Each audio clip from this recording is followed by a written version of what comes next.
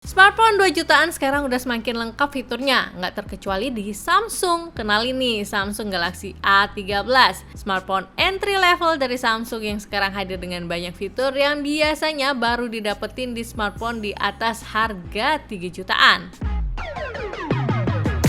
Fitur pertama yang mau Mbak Gadget bahas adalah layarnya. Di Samsung Galaxy A13 ini, layarnya sekarang udah punya resolusi Full HD Plus dengan desain layar Infinity V display. Ukuran layarnya lebar yaitu 6,6 inch, screen to body rasionya luas, dan panel layarnya cukup cerah dan tajam. Karena punya resolusi yang tinggi, kepadatan pixelnya juga rapat sehingga gambar terlihat lebih detail dan jernih. Untuk dipakai nonton streaming movie, Galaxy A13 ini juga sudah support Wideband L1 HD streaming. Jadi pas nonton gambarnya terlihat lebih detail dengan resolusi yang tinggi. Dari experience audionya, meski pakai single speaker, suara loudspeaker dari Galaxy A13 ini cukup kencang dengan kualitas speaker yang bagus. Biar lebih maksimal lagi, kita bisa pakai earphone kabel atau TWS karena di Galaxy A13 ini ada fitur Dolby Atmos audio jika menggunakan earphone. Desain Samsung Galaxy A13 ini juga mengalami upgrade yang positif. Beda dari sebelumnya yang punya desain frame kamera dengan bentuk yang pasaran, Galaxy A13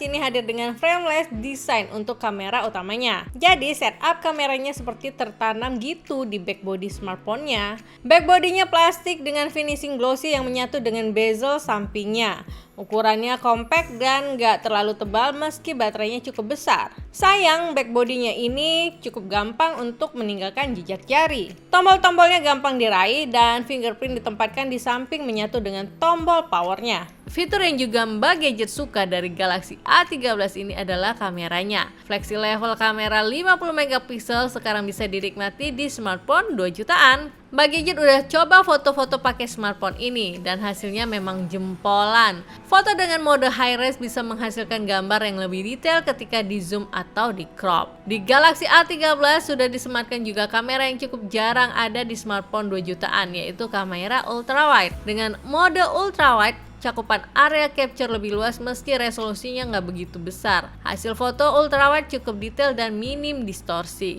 Terdapat juga dual secondary lens 2 megapiksel untuk depth sensor dan makro, dan hasil foto portrait dan makronya terbilang cukup bagus untuk smartphone di range harga 2 jutaan. Yang agak disayangkan di Galaxy A13 ini tidak ada mode night untuk mengambil foto dengan multi exposure di kondisi low light, sehingga hasil foto malamnya kurang maksimal. Perekaman videonya mendukung hingga resolusi Full HD di 30 fps. Hasil videonya terlihat detail dengan saturasi warna yang bagus, namun sayangnya belum ada stabilisasi AIS ataupun OIS di kameranya, sehingga pengambilan videonya masih cukup shaky ketika merekam sambil berjalan. Di depan, kamera selfie 8 megapiksel dengan aperture f2.2, terdapat mode wide selfie untuk cakupan area selfie yang lebih luas. Tapi karena belum ada fitur autofocus, capture foto selfie terkadang hasilnya kurang begitu detail. Pilihan chipset Exynos 850 di range harga 2 jutaan emang bukan yang terbaik. Tapi Samsung menawarkan opsi RAM yang cukup besar di Galaxy A13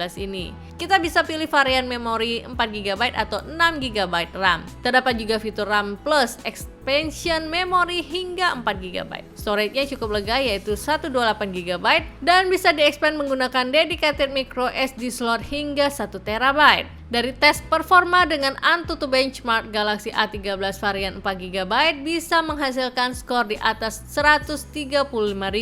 Jadi udah bisa dipastiin ya, HP ini memang nggak ditujukan buat gamers, tapi bukan berarti nggak bisa main game. Di Galaxy A13 disematkan juga game booster untuk bisa mengaktifkan priority mode dan beberapa fitur lain seperti brightness lock, quick screenshot, dan quick record. Di game Mobile Legends, setting grafis maksimalnya ada di refresh rate high dengan grafik ultra dan HD mode bisa diaktifkan. Di setting maksimalnya, game agak berat dan bahkan ada warning kalau FPS-nya drop. Setting game rekomendasinya ada di refresh rate high dengan grafik medium. Di setting grafis ini, main game terasa lebih ringan dan touch sensing lebih responsif ketika touch sensitivity booster diaktifkan. Galaxy A13 ini udah pakai OS terbaru One UI Core 4.1 berbasis Android 12. Jadi fitur-fitur terbaru di Android 12 udah bisa kita nikmati di smartphone ini. Nggak pernah kecewa dengan UI-nya Samsung, experience-nya smooth, gak banyak iklan dan fiturnya cukup lengkap. Dari daya tahan baterainya, Galaxy A13 ini menyematkan baterai 5000 mAh dengan dukungan adaptive fast charging hingga 15 watt. Untuk adaptor charger masih bisa kita dapetin di paket pembeliannya. Dengan baterai sebesar ini, Galaxy A13 bisa digunakan seharian lebih. Dipakai main game dan nonton streaming 3 jam lebih, baterainya hanya berkurang 45-47%. Overall, Samsung Galaxy A13